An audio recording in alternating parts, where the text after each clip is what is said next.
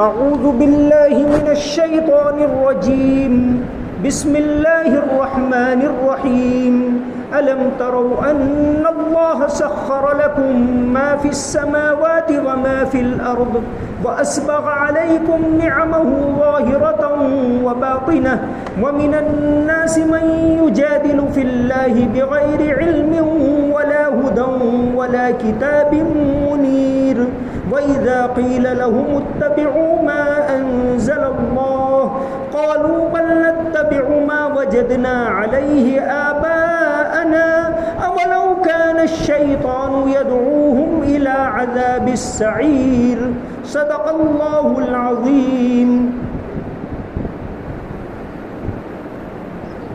کیا تم لوگوں نے یہ نہیں دیکھا کہ آسمانوں اور زمین میں جو کچھ ہے اسے اللہ نے تمہارے کام میں لگا رکھا ہے اور تم پر اپنی ظاہری اور باطنی نعمتیں پوری پوری نچھاور کی ہیں. پھر بھی انسانوں میں سے کچھ لوگ ہیں جو اللہ کے بارے میں بحثیں کرتے ہیں جبکہ ان کے پاس نہ کوئی علم ہے نہ ہدایت ہے اور نہ کوئی ایسی کتاب ہے جو روشنی دکھائے. جب ان سے کہا جاتا ہے کہ اس چیز کی اتباع کرو جو اللہ نے اتاری ہے تو وہ کہتے ہیں نہیں، بلکہ ہم تو اس طریقے کے پیچھے چلیں گے جس پر ہم نے اپنے باپ دادوں کو پایا ہے. بھلا اگر شیطان ان باپ دادوں کو بھڑکتی آگ کے عذاب کی طرف بلاتا رہا ہو کیا تب بھی وہ انہی کے پیچھے چلیں گے؟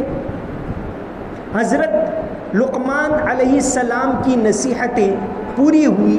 اب سورت کے باقی 2 رکوع یہاں سے شروع ہوتے ہیں. یہاں فرمایا الم تروا ان اللہ سخر لکم ما فی السماوات و ما فی الارض، کیا تم لوگوں نے یہ نہیں دیکھا کہ آسمانوں اور زمین میں جو کچھ ہے اسے اللہ نے تمہارے کام میں لگا رکھا ہے. حضرت لقمان علیہ السلام کی پہلی نصیحت توحید کے بارے میں تھی کہ توحید کو اپنانا اور شرک سے بچنا. تو یہاں وہی بات آئی کہ تم کائنات میں اللہ تبارک و تعالیٰ کی نشانیوں کو دیکھو. الم تروا ان اللہ سخر لکم، کیا تم نے نہیں دیکھا کہ اللہ تعالیٰ نے تمہارے لیے کام میں لگا رکھا ہے. اللہ نے سورج کو کام میں لگا رکھا ہے، چاند کو کام میں لگا رکھا ہے، ہوا کو کام میں لگا رکھا ہے.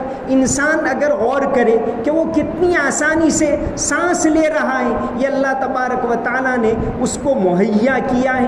انسان یہ غور کرے کہ میں کھانا کھاتا ہوں، وہ الگ الگ طریقے کا ہوتا ہے، لیکن کھانا کھانے کے بعد اس سے وہ ریڈ سیل بنتے ہیں، خون کے اندر ذرات بنتے ہیں، کण بنتے ہیں، سفید سیل بنتے ہیں. وہ کیسے بن رہے ہیں؟ وہ کण اگر تھوڑے سے کم ہو جائے تو انسان کتنا پریشان ہو جاتا ہے. تو یہ سارا نظام اللہ تعالیٰ کے قبضے میں. ہم آسانی سے ہوا لیتے، سو جاتے تو بھی وہ سانس کا نظام جاری رہتا ہے. اس کو کون جاری کرتا ہے؟ ہمارا دل کا خون کے چلنے کا نظام، ہم سو جائیں تو بھی جاری رہتا ہے. اس کو کون چلاتا ہے؟ اس کے اوپر انسان غور کرے.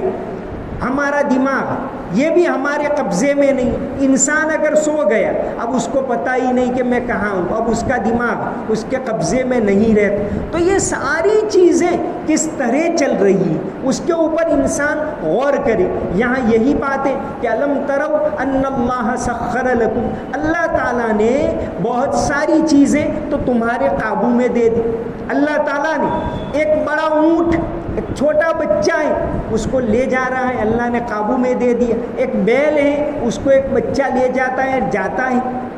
ایک انسان گاڑی چلا رہا ہے، جب بھی بریک لگانا چاہے اس کے قابو میں وہ رک جاتی ہے. یہ بھی اللہ تبارک و تعالیٰ کی قدرت سے یہ ساری چیزیں کہ انسان تیز رفتار گاڑی چلا رہا ہے، جب بھی اس کو روکنا چاہے روکتا ہے. تیز رفتار گھوڑا چلا رہا ہے، جب اس کو روکنا چاہے اللہ نے اس کو کنٹرول دیا۔ تو یہ ساری چیزوں کے اوپر انسان غور کرے تو وہ اللہ تبارک و تعالیٰ کو پہچان لے گا۔ تو اللہ کی قدرت کی بے شمار نشانیاں کائنات کے اندر چاروں طرف پھیلی ہوئی ہیں۔ تو حضرت لقمان علیہ السلام کی پہلی نصیحت یہ تھی کہ تم ایک اللہ کو پہچانو۔ تو اب غور کرو، انسان اپنے جسم کے اوپر ہی غور کر لے تو اللہ کو پہچان لے۔ انسان کے جو جسم کی حرارت، جسم کی گرمی، ٹیمپریچر ہمیشہ ایک ہی لیول پر رہتا ہے، چاہے سردی ہو یا گرمی ہو۔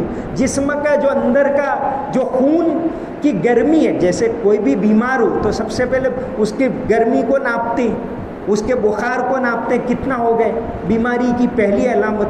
تو ہمیشہ وہ ایک ہی لیول پر رہتا ہے، چاہے گرمی ہو چاہے سردی ہو، چاہے وہ انسان گرم ملک کا رہنے والا ہو یا سرد ملک کا رہنے والا ہو، ہر انسان کے خون کا ٹیمپریچر ہوتا ہے وہ 37 ڈگری سیلسیس، اور فیرن ہیٹ میں ناپو تو 98 ہوتا ہے تو کچھ نہیں، 100 ہو گیا، 102 ہو گیا تو کیا آپ کو 102 ڈگری بخار ہے؟ 98 تو ہمیشہ رہتا ہے، اس سے نیچے بھی نہیں جاتا، اوپر بھی نہیں جاتا۔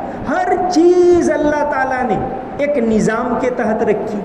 جسم کے اندر ایک چھوٹی سی بوٹی ہوتی جس کو کہتے پینکریاس، اردو میں کہتے لبلبا۔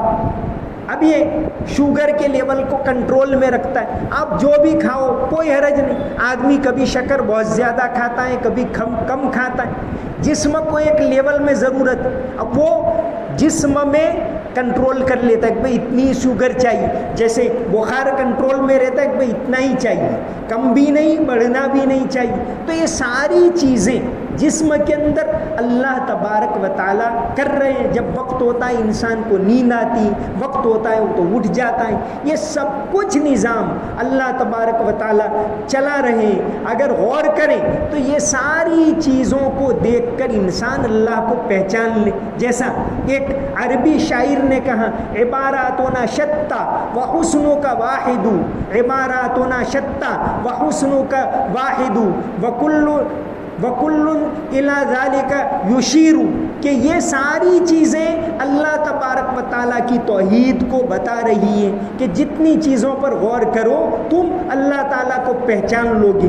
اسی کو نظیری نیشاپوری فارسی کے شاعر ہیں، انہوں نے کہا، زفرق تاب قدم ہر کجا کے می نگرم، زفرق تاب قدم ہر کجا کے می نگرم، کرشمہ دامن دل می کشد کہ جائیں انجاس، کہ کہیں بھی دیکھو اپنے بال کو دیکھو تو بھی اللہ کی یاد آ جائے گی کہ یہ نظام اللہ چلا رہا ہے۔ اپنے جسم کا کوئی بھی عضو دیکھو، پورے کائنات میں دیکھو تو اللہ کی قدرت کا کرشمہ نظر آئے گا۔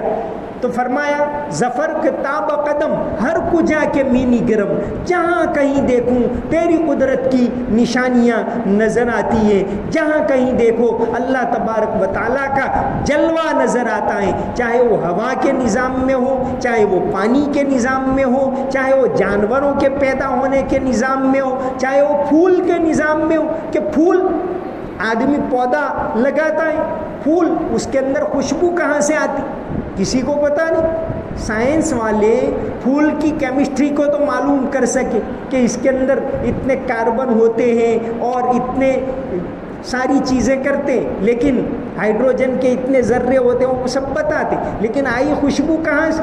بھئی وہی کاربن، وہی تو گلاب میں الگ خوشبو، اور آم کا مزہ الگ ہے اور انگور کا مزہ الگ ہے۔ یہ ساری چیزیں کون کر رہا ہے؟ وہ اللہ تبارک و تعالیٰ کی ذات کر رہی ہے۔ تو انسان اللہ تبارک و تعالیٰ کو پہچانے۔ گجراتی کے ایک شاعر نے کہا،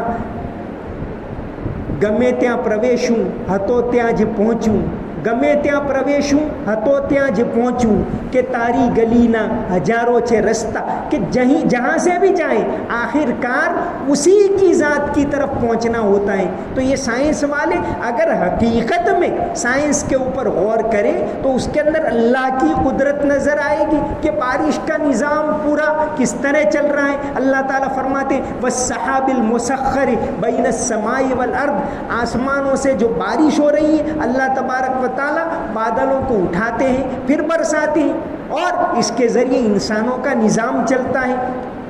تو فرمایا الم ترو ان اللہ سخر لکم ما فی السماوات وما فی الارض واسبغ علیکم نعمہ ظاہرۃ وباطنہ، اور اللہ تعالیٰ نے اپنی ظاہری اور پوشیدہ نعمتیں تم کو پورے طور پر دے دی۔ ظاہری نعمتیں تو بے شمار ہیں، لیکن حضرت ابن عباس رضی اللہ عنہ بیان کرتے ہیں کہ میں نے اللہ کے نبی صلی اللہ علیہ وسلم سے پوچھا کہ ظاہری نعمتیں کیا اور پوشیدہ نعمتیں کیا؟ اس آیت کے بارے میں نے آپ صلی اللہ علیہ وسلم کو پوچھا تو آپ صلی اللہ علیہ وسلم نے فرمایا کہ یہ تیرے جسم کی خوبصورتی ہے، یہ ظاہری نعمتیں، اسلام اللہ نے تجھے دیا، یہ ظاہری نعمتیں، اللہ تجھے رزق دے رہا ہے، یہ ظاہری نعمتیں، اور ایمان کی دولت بھی وہ پوشیدہ نعمتیں۔ یہ آپ صلی اللہ علیہ وسلم نے حضرت ابن عباس رضی اللہ عنہ کو فرمایا۔ بیہقی نے شعب الایمان میں یہ روایت بتائی ہے۔ اسی طرح مولانا شبیر عثمانی صاحب نے بھی اپنی تفسیر میں یہاں کلام کیا ہے کہ جو نعمتیں ہمیں نظر آتی ہیں حواس کے ذریعے، انسان ایک لقمہ لیتا ہے، اب کھانے کے قابل ہیں کہ نہیں پہلے ہاتھ بتا دیتا ہے کہ کیسا وہ نرم ہے کہ نہیں ہے، کیسا ہے سافٹ ہے کہ نہیں، چمڑی بتا دیتے، قریب لاتا ہے اب ناک بتا دیتے کہ بھئی یہ تیرے کھانے کے قابل ہیں یا نہیں ہے، کیسا ہے، پھر اس کو آگے بڑھاؤ منہ میں رکھو تو زبان بتا دیتی ہے کہ میٹھا ہے یا کڑوا ہے، کیسا ہے۔ تو یہ سارا نظام اللہ تعالیٰ نے رکھا۔ زبان کو چکھنے کی صلاحیت کس نے دی؟ ناک کو سونگھنے کی صلاحیت کس نے دی کہ یہ بو اچھی ہے یہ بو خراب ہے؟ یہ اللہ تبارک و تعالیٰ کی قدرت سے ہوتا ہے۔ تو فرمایا وَأَسْبَغَ عَلَيْكُمْ نِعَمَهُ، اللہ تعالیٰ نے اپنی نعمتوں کو تم پر کامل کر دیا، ظاہری نعمتیں اور پوشیدہ نعمتیں۔ اسبغ کے معنی کامل کرنا، اچھی طرح کرنا، ہر نعمت کامل ہے۔ یہ لفظ حدیث کے اندر آتا ہے، حضرت ابو ہریرہ رضی اللہ عنہ سے مروی ہے کہ آپ صلی اللہ علیہ وسلم نے فرمایا الا ادلکم علی ما یمحو اللہ بہ الخطایا ویرفع بہ الدرجات، کہ کیا میں تم کو ایسی چیز نہ بتاؤں جس کے ذریعے اللہ تعالیٰ گناہوں کو معاف کرتے ہیں اور درجات کو بلند کرتے ہیں؟ قالوا بلا یا رسول اللہ، لوگوں نے عرض کیا اے اللہ کے رسول ضرور بتائیے۔ آپ صلی اللہ علیہ وسلم نے 3 باتیں فرمائی۔ پہلا فرمایا اسباغ الوضوء علی المکارہ، کہ تکلیف کے باوجود اچھی طرح وضو کرنا۔ یہاں اسباغ کا لفظ آیا، اسباغ الوضوء، کہ بھئی ٹھنڈی لگ رہی ہے لیکن آدمی اچھی طرح وضو کرے۔ یہ وضو کرنا یہ بھی اللہ تبارک و تعالیٰ کی بہت بڑی نعمت۔ دوسرے مذاہب کے اندر ایسا نہیں ہے کہ آپ پاک صاف ہو اس طرح جاؤ اس طرح عبادت کرو، جیسی تعلیم دین اسلام میں ہے ویسے اور کسی مذہب کے اندر نہیں ہے۔ تو آپ صلی اللہ علیہ وسلم نے فرمایا اسباغ الوضوء علی المکارہ، کہ تکلیف ہو، نفس پر بوجھ پڑے، اس کے باوجود اچھی طرح وضو کرنا۔ وکثرت الخطی الی المساجد، اور مسجد کی طرف بہت زیادہ قدم۔ یہ دوسری بات بتائی کہ مسجد میں بہت زیادہ آنا جانا یہ بھی گناہوں کے معاف ہونے کا سبب ہے، کہ مسجد کے طرف زیادہ قدم۔ آج کل تو ہم لوگ اتنے سست ہو گئے کہ 50 قدم مسجد دور ہیں تو بھی لوگ بائک کے اوپر جاتے، حالانکہ چل کر جانے میں زیادہ ثواب ہے۔ بائک کا استعمال کرنا منع نہیں ہے، کر سکتے ہیں، لیکن چل کر جانے میں زیادہ ثواب ہے، چل کر جانے میں تندرستی بھی ہے، پھر بھی لوگ اتنے زیادہ اس کے محتاج ہو گئے۔ تو آپ صلی اللہ علیہ وسلم نے فرمایا کہ اسباغ الوضوء علی المکارہ، کہ تکلیف کے باوجود اچھی طرح وضو کرنا گناہوں کو مٹا دیتا ہے۔ دوسرا مسجد کی طرف زیادہ قدم، یہ بھی گناہوں کو مٹا دیتا ہے۔ اور تیسری بات آپ صلی اللہ علیہ وسلم نے فرمائی ایک نماز کے بعد دوسری نماز کا انتظار کرنا۔ آدمی اس بات کی فکر میں رہے کہ جب بھی نماز کا وقت ہو اس کو اول وقت کے اندر ادا کرے۔ تو یہاں حضرت لقمان علیہ السلام نے جو سب سے پہلی بات توحید کی کہی تھی، تو یہاں اللہ تعالیٰ نے فرمایا کہ دیکھو اللہ تعالیٰ نے ساری چیزیں تمہارے کام کے اندر لگا دی ہیں۔ شیخ سعدی نے فرمایا ابرو مہو خورشید و فلک در کارند، ابرو مہو خورشید و فلک در کارند، تا تو نانے بکفاری و غفلت نہ خوری، کہ اللہ تعالیٰ نے چاند، سورج، ستارے، ساری چیزیں اس لیے کام میں لگائی ہیں کہ تو روٹی حاصل کرے اور پھر غفلت سے نہ کھائے بلکہ اس کو یاد کرے۔ تو یہاں پہلی آیت کے اندر اللہ کی توحید کی نشانیوں کے بارے میں ہے کہ تم غور کرو تو اللہ تبارک و تعالیٰ کو پہچان لو گے۔ وَأَسْبَغَ عَلَيْكُمْ نِعَمَهُ ظَاهِرَةً وَبَاطِنَةً وَمِنَ النَّاسِ مَن يُجَادِلُ فِي اللَّهِ۔ اس کے باوجود بہت سے لوگ ایسے ہیں جو اللہ کے بارے میں بے جا بحث کرتے، اللہ ہے کہ نہیں ہے، اللہ کیا ہے، آخرت ہے، یہ سب تو یعنی ایسی باتیں، یہ ساری باتیں دنیا کے اندر چونکہ شیطان نے ایک بات طے کر لی تھی کہ میں لوگوں کو ورغراؤں گا،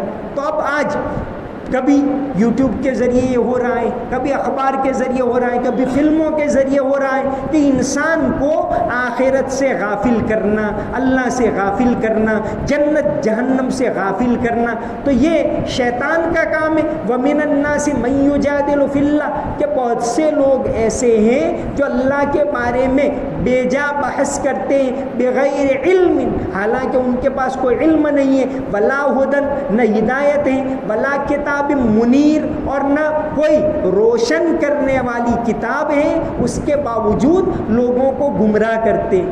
یہ ایک بہت بڑا فلسفر گزرا ہے، برٹراڈ رسل برطانیہ کا نوبل انعام یافتہ، ان کو 1950 میں نوبل انعام ملا ہے، بہت بڑا پترکار، 98 بہت بڑا لکھنے والا، بہت بڑا مصنف، 98 سال کی عمر میں اس نے وفات پائی، تھا انسانیت نواز تھا لیکن اللہ کو نہیں مانتا، تو 95 سال کا جب ہوا اس وقت اس نے ایک انٹرویو دیا اور اس نے یہ کہا کہ میری عمر کا اتنا مرحلہ گزر چکا، ابھی بھی میں یہ نہیں سمجھ پایا کہ زندگی کا مقصد کیا ہے۔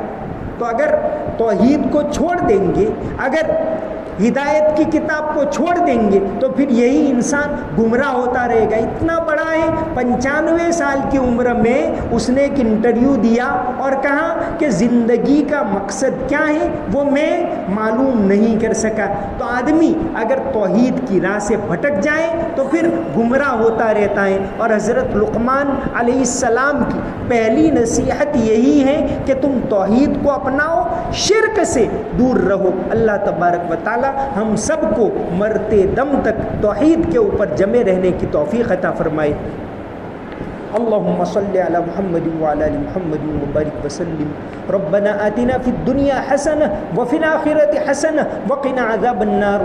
ربنا ظلمنا أنفسنا وإن لم تغفر لنا وترحمنا لنكونن من الخاسرين۔ یا اللہ ہمارے گناہوں کو معاف فرما، ہماری تمام غلطیوں کو معاف فرما، یا اللہ ہمارے قصوروں کو معاف فرما، ہمیں پاک صاف فرما، یا اللہ روزوں کی برکت سے، تراویح کی برکت سے، قرآن کی تلاوت کی برکت سے ہم تمام کو گناہوں سے پاک صاف فرما، یا اللہ تیری عبادت کرنے کی توفیق عطا فرما، یا اللہ مرتے دم تک ایمان کے اوپر جمے رہنے کی توفیق عطا فرما، آخرت کا سچا پکا یقین نصیب فرما، تیری توحید کو ہمارے دلوں کے اندر اتار دے، ہماری رگ رگ کے اندر توحید کو اتار دے، تجھے پہچاننے کی توفیق عطا فرما، تیری معرفت عطا فرما، ہمیں بھی اور ہمارے گھر والوں کو بھی توحید کے اوپر، ایمان کے اوپر جمے رہنے کی توفیق عطا فرما، شیطان کے فتنوں سے حفاظت فرما، نفس کے فتنوں سے حفاظت فرما، ہر طرح کے وسوسوں سے حفاظت فرما، یا اللہ تمام وسوسوں سے ہماری حفاظت فرما، عافیت کے ساتھ دین کے اوپر چلنے کی توفیق عطا فرما، ملک کے اندر امن و امان، عافیت پیدا فرما، محبت کے ماحول کو عام فرما، یا اللہ اس ملک کے اندر محبت کے ماحول کو عام فرما، نفرت کے ماحول کو ختم فرما، تمام مسجدوں کو آباد فرما، انسانیت کو عام فرما، دینداری کو عام فرما، امر بالمعروف اور نہی عن المنکر کو عام فرما۔ یا اللہ ملک کے اندر دین کی ہواؤں کو چلا، محبت کی ہواؤں کو چلا، آپس میں بھائی چارے کی ہواؤں کو چلا۔ یا اللہ آپس میں مل جل کر رہنے کی توفیق عطا فرما۔ یا اللہ ہمارے دلوں کے اندر نبی کریم صلی اللہ علیہ وسلم کی محبت پیدا فرما۔ اللہم صلی علی محمد وعلی آل محمد وبارک وسلم۔ سمعنا واطعنا غفرانک ربنا والیک المصیر برحمتک یا ارحم الراحمین۔